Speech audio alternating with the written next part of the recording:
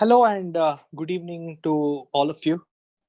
Welcome to this live session on current affairs. And current affairs is one of the important parts of the new CSEET exam, which the ICSI board would be conducting. And this would be the entrance exam and the first exam that all of you would be facing in your pursuit of becoming a company secretary. And this is one of the most interesting papers that you have. That doesn't mean that other papers are not interesting. I would be lying if I say so. Every paper, every subject that is included in CSEET syllabus is really interesting and leaves us with a lot of knowledge. Absolutely no doubt about it. I have personally gone through the syllabus of all the four papers. It is very, very interesting and leaves the students with a lot of knowledge.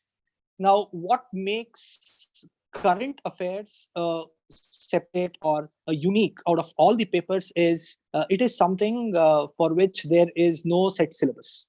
Now, if I ask you, you will tell me we have the syllabus and we have a reference book and we have topics that are listed. And why do you tell that there is no syllabus? Now, the syllabus that we have is the indication of what are the things that we should focus on. But the real study material is something which all of us would be getting from the other sources. So it makes it very interesting. And this also makes us to be on our toes all the time. That is very, very important. I cannot tell that I have read 100 pages and I've practiced something and I'm very sure of doing well in this particular subject. That formula doesn't work here. So this paper needs constant, continuous, committed participation from each one of you. Say, for example, you are starting your CSEET preparation from today. Okay, let's keep it from today. And say from 2 months from now, you have your examination. It's just a hypothetical case. I'm not very sure when the exams would be and all those things. That is the job of the board, and I'm sure they will take care of all those things. So what are we focusing here is, let us say from today we are starting the preparation part, and say from 60 days from now we have the examination. So what are we expected to do? Every day 20 minutes of your time must be dedicated towards the current affairs subject.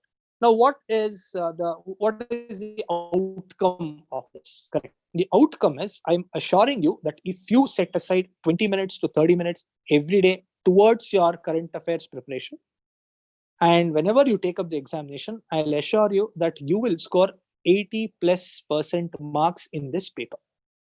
Now, if you come and tell me, sir, you teach economics also every day, I'll study half an hour, what is the marks that you can guarantee? I'm not very sure how much of marks you will be assured, because it is purely based on the memory, knowledge, application, and all those things. Here, current affairs is all about keeping ourselves updated. That's all, nothing else. Got it? The more and more you involve yourself, you will start enjoying. And here there is no need to mug up anything. That is the best part of it. You need not mug up anything. You need not memorize anything. That's what I mean. So every day you keep reading. Somewhere in the subconscious mind, all these things keeps on getting registered. And when there is a question, I don't know. I don't know how the brain works, but from somewhere you will get the answer. So that is how exactly current affairs works, and that's the beautiful part of it.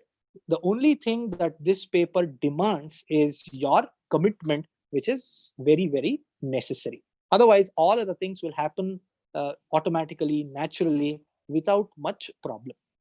So anyway, I will take you through the syllabus of this subject, and I will also have some discussion on some of the news items which are there in the newspapers, and we will try to understand how we have to prepare and which are the different areas that are available for us to prepare or get the information. And then if you have any doubts or something, you can always ask and get it clarified. Anyway, so we will start with the syllabus. Now, the syllabus is just 90 pages. And in that, around 85 to 90 pages is what you have. And in that, first chapter is for 45 pages. So that means that 50% of your syllabus is chapter number 1. and all the remaining things that you have put together, you have 3 more chapters.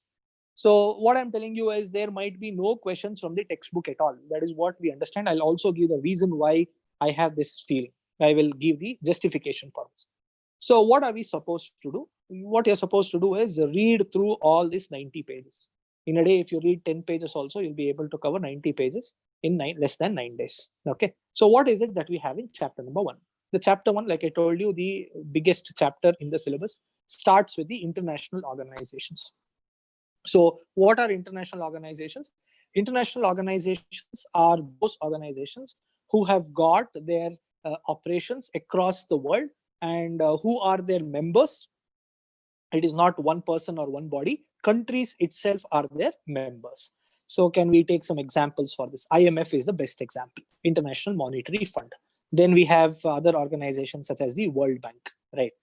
Then we have organizations like the WHO. WHO is in news for the last 3-4 months on a daily basis. Something related to COVID-19, coronavirus, we get it from WHO, correct? So WHO talks about the spread, the spike, and the symptoms and the vaccines, and all these news, validated news, comes from WHO. So WHO is another international organization, right? So these are some of the international organizations that we have. So we will start the syllabus with those organizations. Then we come to national level organizations, which are very important, which play a vital role in deciding the economic status, business world, business condition of our country. So what could be the examples for this? RBI is an example, right? Then SEBI is an example. Then IRDA is an example. IRDA stands for Insurance Regulatory Development Authority of India. So then TRAI is an example. TRAI is the Telecom Regulation Authority of India. So all these are national level organizations which are there, and they play a very, very important role in the business world of the country. So from here, we also have in chapter number 1, we come across some of the world leaders, and we have been given examples of our Prime Minister, Mr. Narendra Modi. Then we have the President of America, that is Donald Trump. So such political leaders are introduced to us. Then in the same chapter, we are introduced to some of the business leaders of the world. So business leaders could be somebody like, say, Mukesh Ambani. Mukesh Ambani has emerged as one of the richest persons in the world today.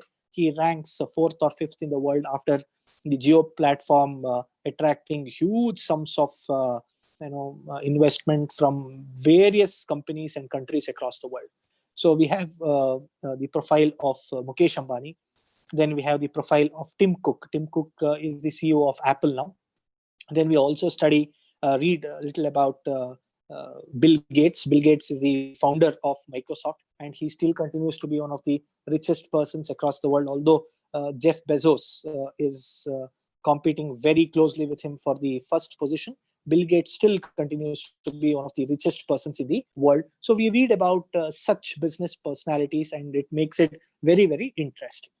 So from there, we move on to some of the important summits that are there in the world. For example, we can take G20 summit. Now, what is the G20 all about? G20 is all about the top 20 economies of the world. Now, whether we like it or not, we cannot question whether it is fair or unfair. That is not our objective here. But if you see, why is this G20 so very important? G20 consists of biggest economies such as USA, Japan, China, India, France, all these, UK, all these countries are there. And we also have Saudi and other countries. So top 20 economies of the world. So what makes them so important? What makes them so powerful is 75 to 80% of the wealth that is found in the world, 75 to 80% of the wealth that is found in the world is distributed in these top 20 economies of the world. So that makes them very, very strong, powerful, and they are the influencing forces in the world. So we read about such summits, and we read about such groups and all those things. Then we also read about the regional blocks such as the BIMSTEC, and we read about SAARC, we study about BRICS. So all the latest news that is associated with that, whenever the syllabus was drafted, all these things are covered in the first chapter for us. Then going forward, we also have the awards. the top awards, the top civilian awards that are given in the country, which has the Bharata Ratna and the Padma awards, Padma Shri, Padma Vibhushan. All these awards are included, and we also read a little about the awards that are given in the movies, like Saheb Phalke Award and all those things. Then we also have a note on some of the things which we had studied in our school and which we should remember throughout our life, such as the national symbols, like the national flag. We all should know what is our national flag, what is the importance of our national flag, who designed our national flag, and when was it adopted as the national flag of the country. All these. Then we study about the national animals and the national birds, which is very important for all of us to know. We might have see what happens is when we start studying, reading about some of the bigger things, we tend to forget these fundamental things which we have studied in our maybe in our primary school and all those things. So there is a reminder of all this. This is really nice actually. We read about the national flower, the national bird, national animal, national flag, and we read about the Ashoka pillar and the 4 lions which have been taken from the Ashoka pillar. All these things are covered in chapter number 1. So very interesting chapter. Starts with something like IMF and World Bank and RBI and all those things, and comes to the most fundamental things which every citizen of the country should know and should remember throughout the life. So this is all about the first chapter that we have. Then we go to the second part where we study about the financial sector of the country. So here we read about RBI and SEBI, and we go deep into the banking system and all those things. So we understand how exactly the financial sector of the country works, and we get to know a lot of things, how the finance of the country is managed and all this. We will. It is sort of continuation, and to an extent, it is repetition of a few of the topics that we study in economics and business environment. So from there, we move to the political environment of the country. So I talked about the political affairs. Now, there is a saying which says that politics is an evil, right? Even if you're not looking at it, it is always looking at it. Sometimes I wonder, what I should be telling. I just leave it without talking anything. There are a lot of people who tell that we don't like politics, we don't follow politics. It is dirty. It is not for us. It's a very foolish statement if you ask me. When we say we have to follow political affairs, it doesn't mean that we have to get cheap and we need to get down or stoop down to the level of politicians and carry our life in those standards. No, definitely not that. When we talk about the political affairs, we need to understand which are the different political parties that are there in the country. Each party comes from a particular state, if they are regional parties, or we have the national party. Every party will have a philosophy, right? You may tell that we all there are parties whose philosophies have all got diluted. That is not the point for discussion here. Now, here our focus is: are there political parties? Yes. Are there something called regional parties? Yes. Are there national parties? Yes. At least on papers, do all parties have a philosophy? Yes. Do they have a manifesto which they all publish before the election? Yes. Do they all contest elections? Yes. Have they formed government in different states and at the union or at the central level? Yes. So who are the different ministers? Which are the different ministries? And how are they administering or governing the country is what we need to understand. Correct? The policies that every party has made when they have come to power are the policies which the parties have changed when they come to power, and the economic performance or the importance that the parties give when they form government towards the economic development and policies. These are the things which every person should know when we tell that we have to have the common or the basic understanding of political affairs. So if you feel that knowing about politics is not the greatest thing, you are wrong, right?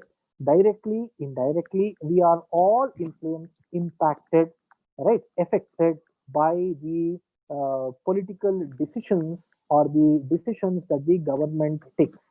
And if you take our cases, when I say our cases, Indians as citizens, it is very important for us because we live in a country which is the largest democracy in the world, right? It is we who elect our governments.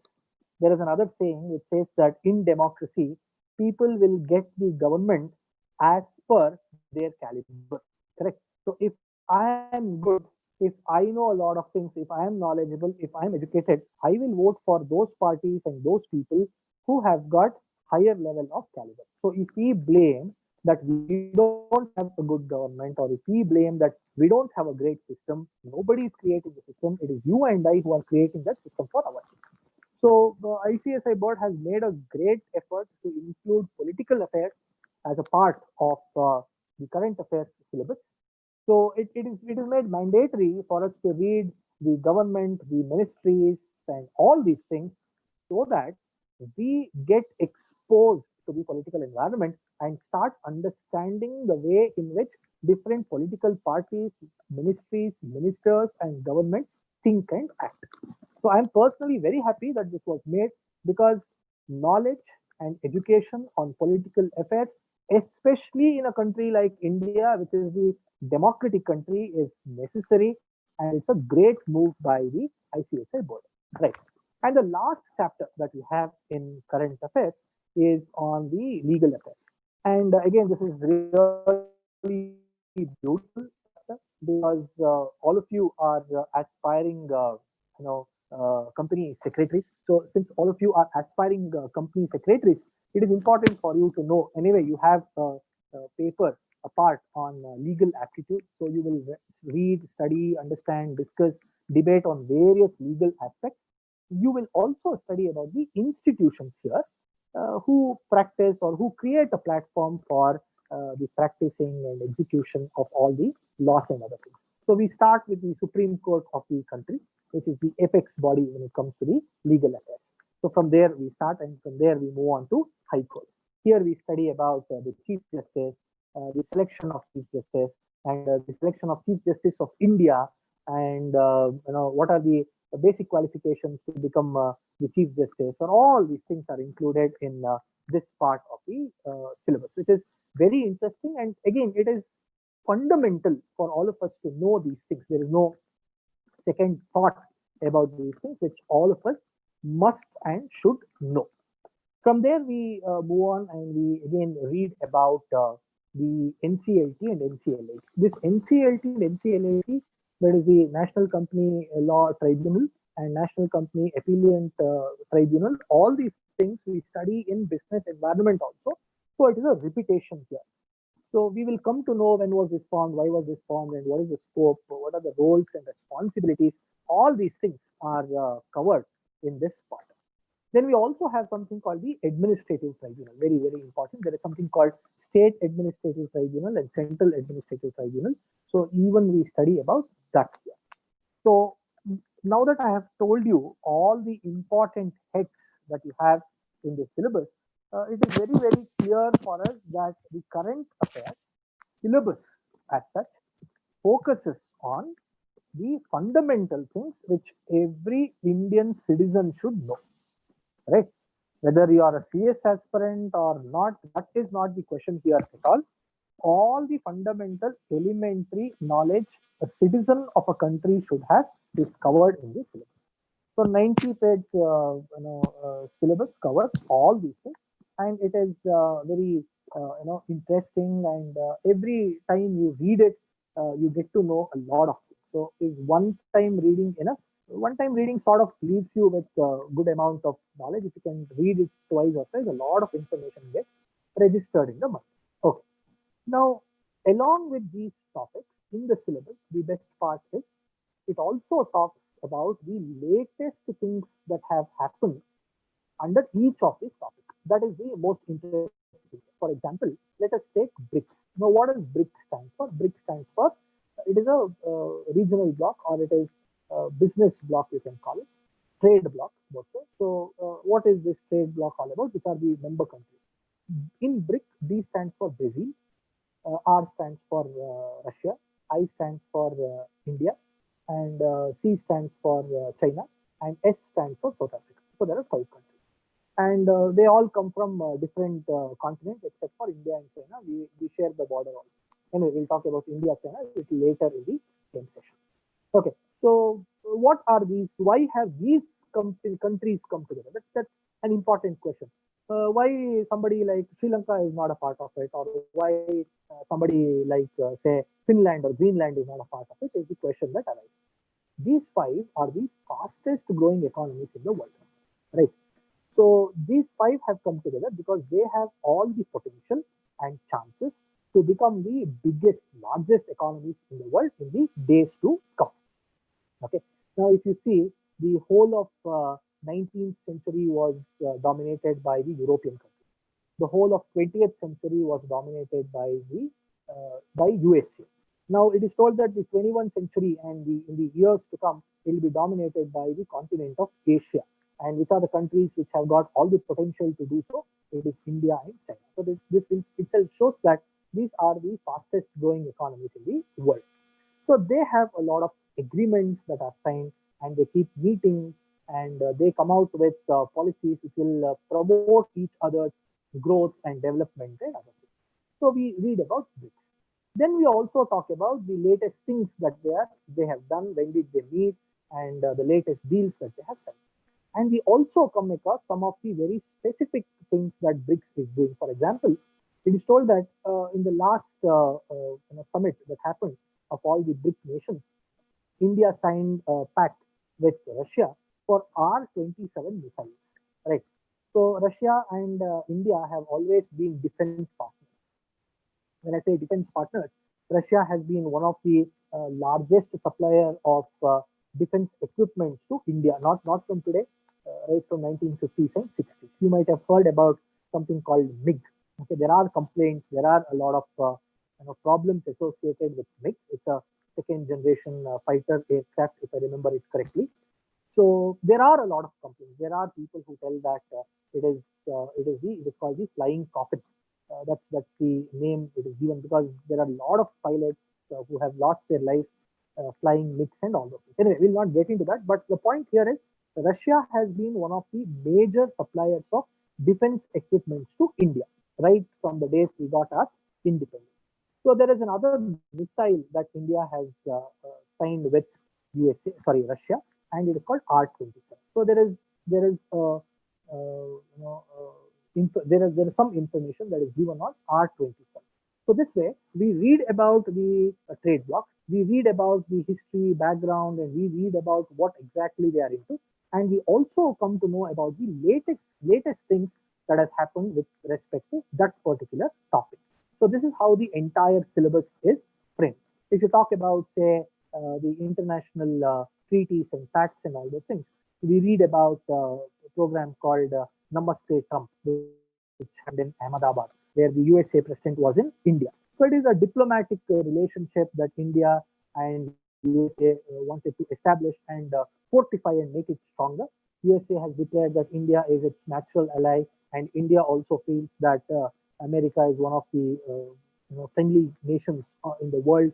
So such diplomatic pacts were made stronger by Prime Minister Modi visiting USA and USA President visiting India. So such news and important policies or important agreements that they signed, all these things are covered in the syllabus. So it is one of the interesting and the most updated. I'm not telling it is the updated syllabus for the simple reason it was written sometime last year, September. So until then, whatever has happened has been included in the syllabus. So that makes it most updated syllabus that you can find, and it is really interesting, informative, educative for all.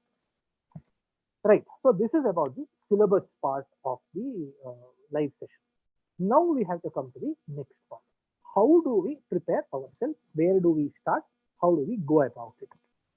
Now, where do you start? Start is very simple. Start reading the syllabus from the first chapter till the fourth chapter, 90 pages, maybe 10 pages a day. So whenever you are reading something, whatever you find interesting, make it a habit to mark it. If you have a highlighter, highlight it, keep it. Important dates, numbers, people involved, institutions involved, all these things are to be underlined and kept. Right. So this is the beginning of it. Now, can we expect questions straight away from the syllabus, like how we can expect questions from others? Here the chances are less. Now, why am I telling this? It works something like this. Like I told you, we are talking about, say, India, China, correct? So there is, when we talk about India, China, we read something like India and China are member nations in BRICS, right? And they all met in Goa in 2018, and there was a meeting that happened. All these things they will do. But what is the latest about India and China now? The latest issue is the border issue, right? So Chinese soldiers uh, started moving inside the Indian border, and we tried to stop them, and this almost escalated to the level of war, and 20 of our soldiers were martyred. Like always, China doesn't give any numbers exactly. That is how every communist country works. They don't give out any information that easily. So according to the estimates, around 43 Chinese soldiers were martyred. They were killed, right? So then what happened? This happened in a place called Galwan, and the Chinese forces had to move back, right?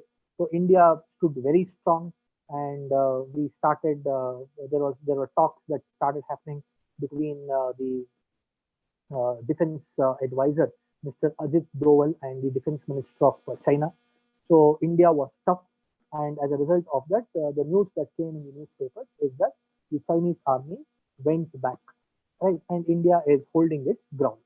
So that's the latest between India and China. Is that the latest? No. After that, few other things happened. What is it? India banned around 59 apps which came from China straight away, right?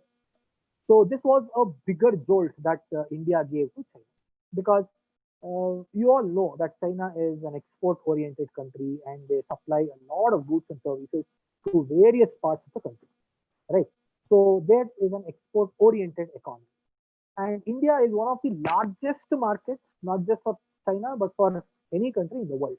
It might be the American companies, it might be France companies, or it might be Israel companies.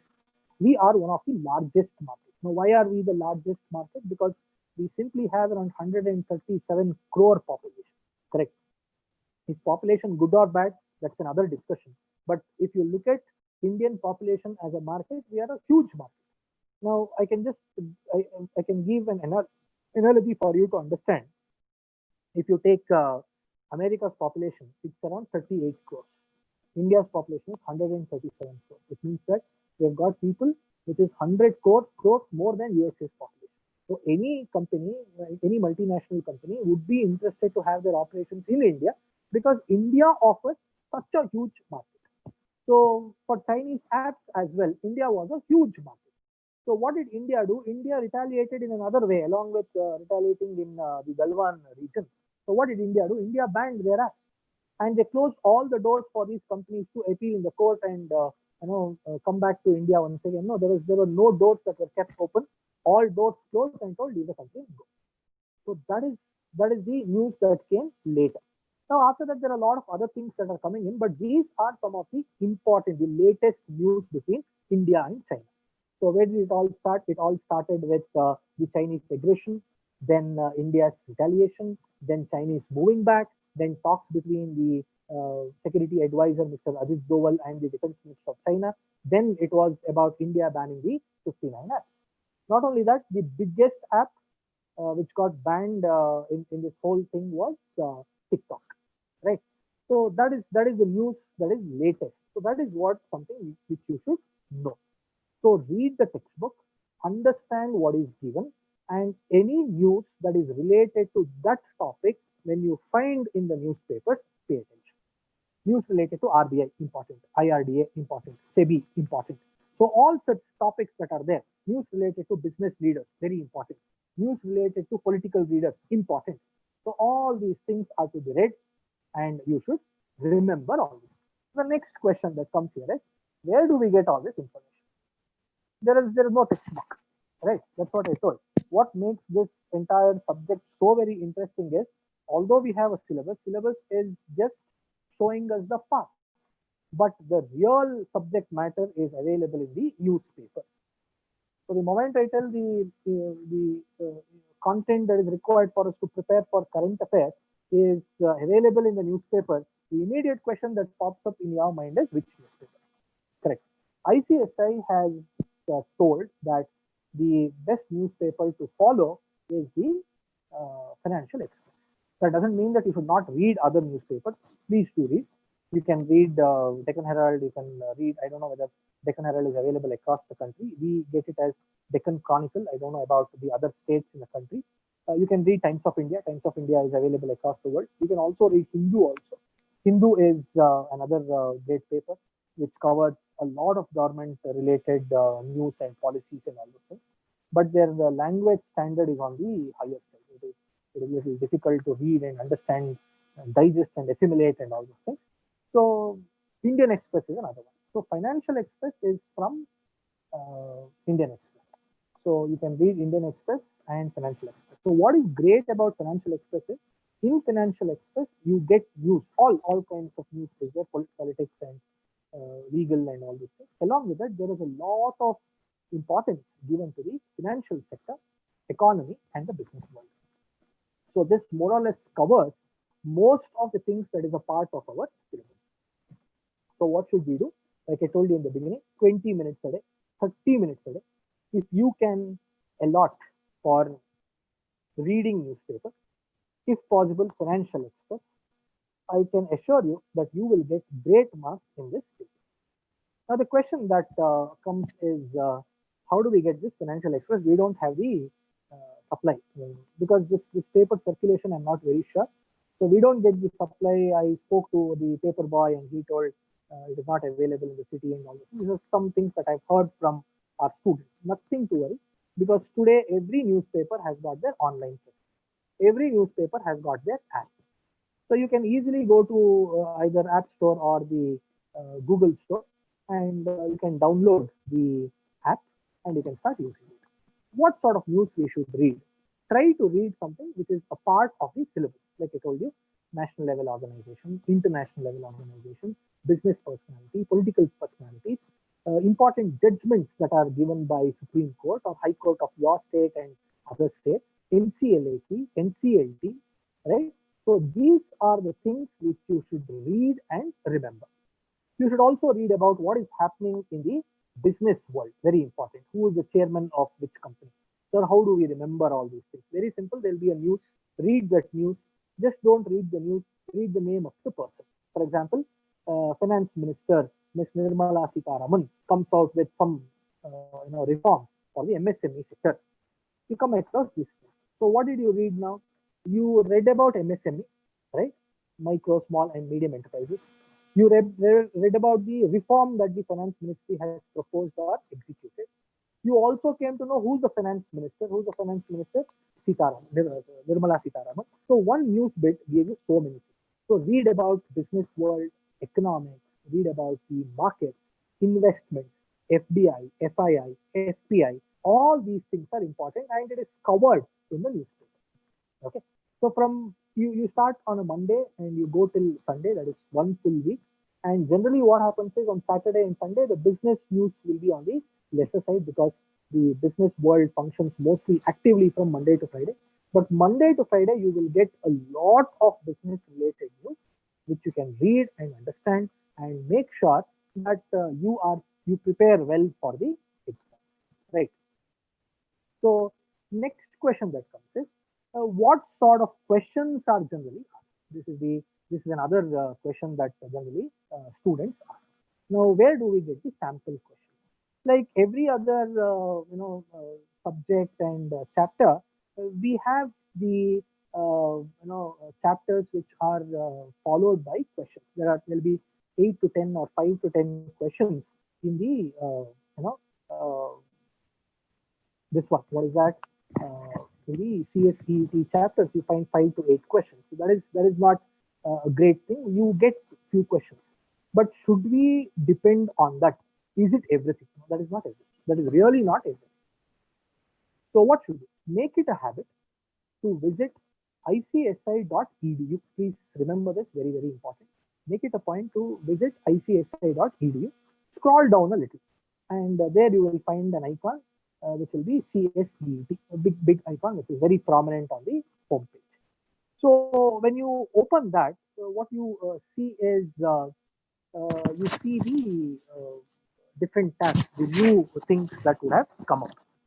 So in the new things that you see, there will be every month they release something called the newsletter, okay, or the bulletin for the month of April, bulletin for the month of May, June, all these things. Every month it is released, and in each bulletin there are 10 questions given on every paper that you write in the examination.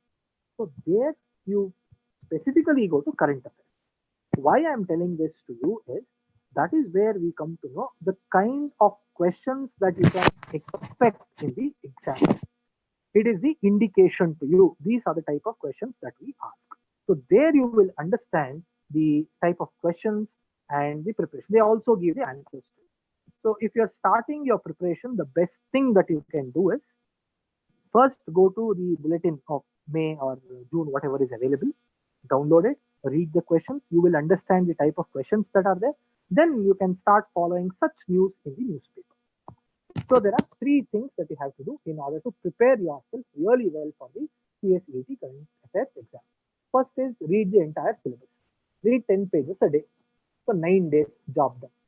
Along with this, make it a habit to read the newspaper. If you do not get the hard copy of the newspaper, or if you feel that it is not safe during the COVID times to get the newspaper home, nothing to worry. If you have a smartphone, I'm very sure most of you will have, or all of you will have. If you are watching this program, you should have a smartphone or a computer.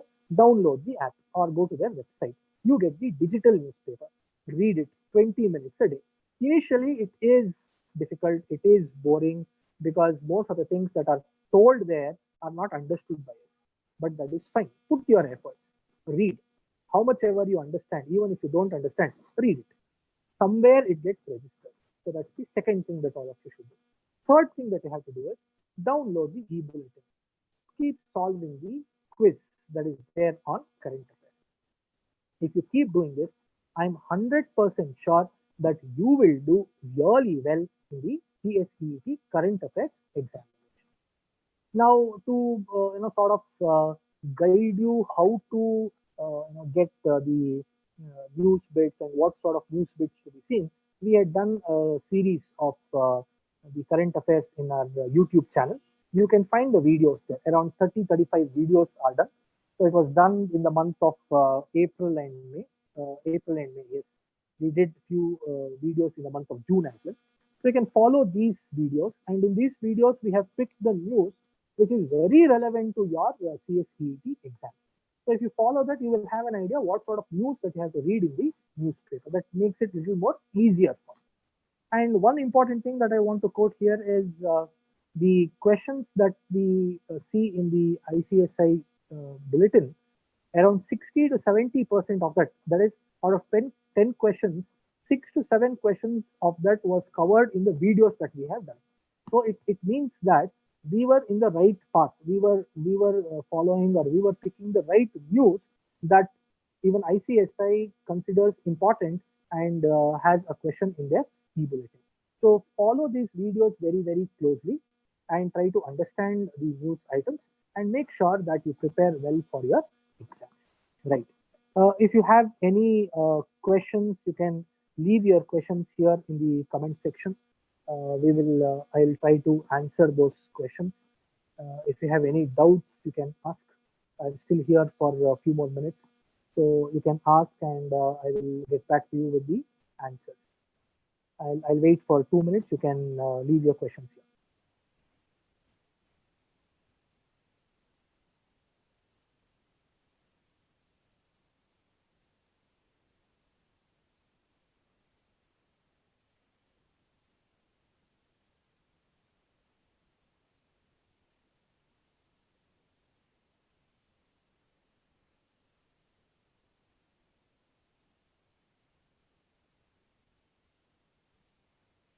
Okay, there are no questions that have come up. So I think that is fine, and I have shared all the information that I wanted to share with all of you. Shall we stop the session here?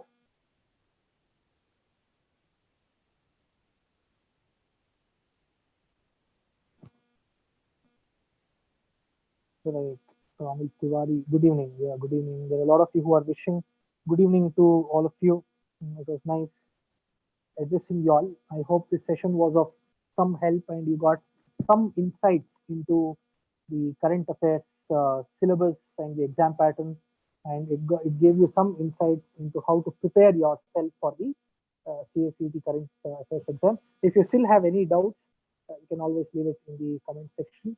We shall definitely get back to you with the right answer. Right then, thank you. It was nice talking to all of you. See you all soon in our online classes, which would be starting next month, early next month. And we'll make sure that we all meet and discuss a lot about the current affairs and make sure that we do well in the upcoming CSEET exams. Okay, there are some messages that are coming in. Sir, can you please mention the app? Sir, can we get book in stores?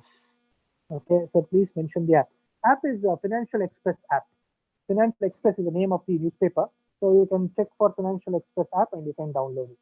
I think it is available both in Play Store, that is Google's Play Store, and Apple's App Store. In both these things, you can find the app, Financial Express app. If you want to have some lighter news also to be read, if you find all these things very difficult to begin with, you can also download InShots.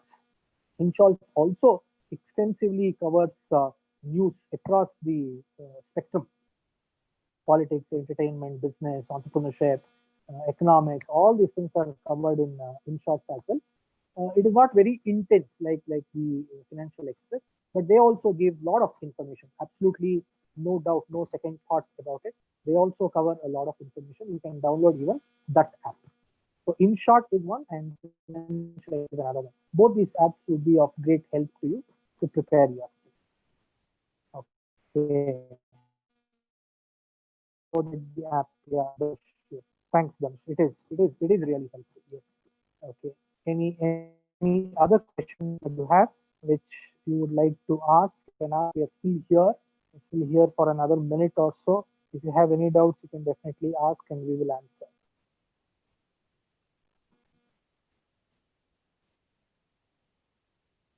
Okay. Can we get the book in stores? Which book are you asking about, Shreyas? I'm not very sure. If you registered for CSEET exams, I think ICSI board itself will give you the books. And all the reference material is available in the icsi.edu website itself. Okay. So you need not buy any book outside. Depend on the ICSI reference material, and you can depend on the newspaper for current affairs. Okay, I think there are no more questions that are coming in. So shall we end the session here? Okay, it was nice talking to all of you. We shall meet very soon in our live classes, in our online classes, and prepare ourselves for the CSEET exam. Thank you. See you all. Have a good night. Thank you.